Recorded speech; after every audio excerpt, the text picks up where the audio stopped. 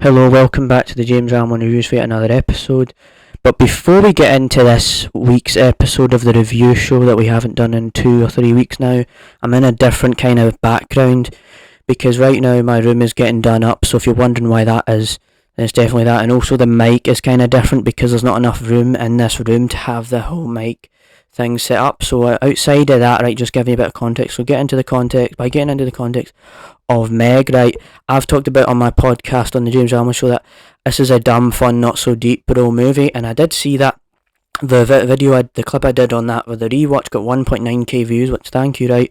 So there's definitely that where, Meg, the original, is just dumb fun and stuff like that. So once we start diving into Meg to the Trench, well, this was certainly an interesting experience for me, and I'll get into that right now. So Meg 2, The Trench, is pretty much like a dumber, sillier, more over the top and a bit contrived compared to the original. I still had fun with the movie, but I've seen a lot more of like things that go all over the place, and there's all other stuff that kind of happens. So let me dive into those kind of things, right? So for example, in this movie, there's a point where there's this villain, like this guy, and then there's all these octopuses and all these Megs and stuff like that, where it just feels like it's all over the place. But then there's point where the movie is very funny with this one black guy, and Jason Statham is pretty fun as always. This movie is not perfect by any stretch of the imagination, and especially once we start diving into that sort of thing, right? Because literally, like halfway through this movie, I want to say, there's this point where the movie cut out, and I'm just going to quickly pause the review to show you this image, because this is actually hilarious. So we're back now, right? So I was just trying to find it. So this is the image right here, and I don't think I've ever done this in the review show, but as you can see, right, this is the screen, and it's actually this guy in this thing in this boat, and it paused for like 10 to 15 minutes, and I was on my phone, and everybody was so confused. Like randomly happened out of nowhere, and then the movie rewinded itself again, and then it got back into all that stuff. So, and I did think the movie dragged on like the original. Like there's so many points where the movie drags on.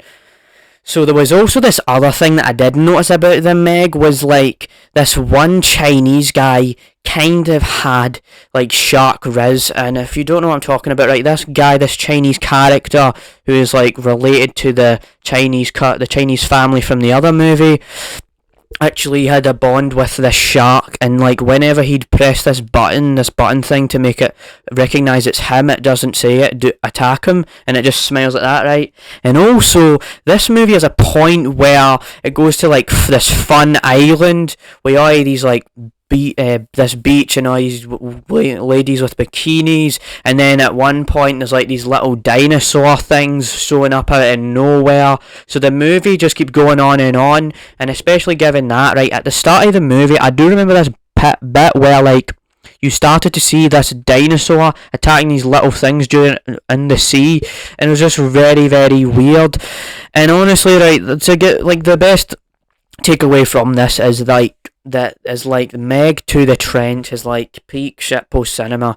It is dumb, fun entertainment. So outside of that, what would I give this movie out of 10? For the memes, it's about a 10 out of 10 film.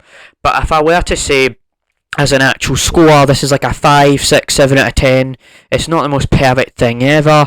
And I do actually want to add on that a lot of people in my theatre were kind of like laughing, and then we're all like, oh my god almighty, oh my god almighty, because to give an example of this, right, there was this point where there's so many weird cringy dialogue parts where it's like, his name's like B with a billion, B billion with a B or something like that, and all these cheesy cliche lines, so it's not perfect.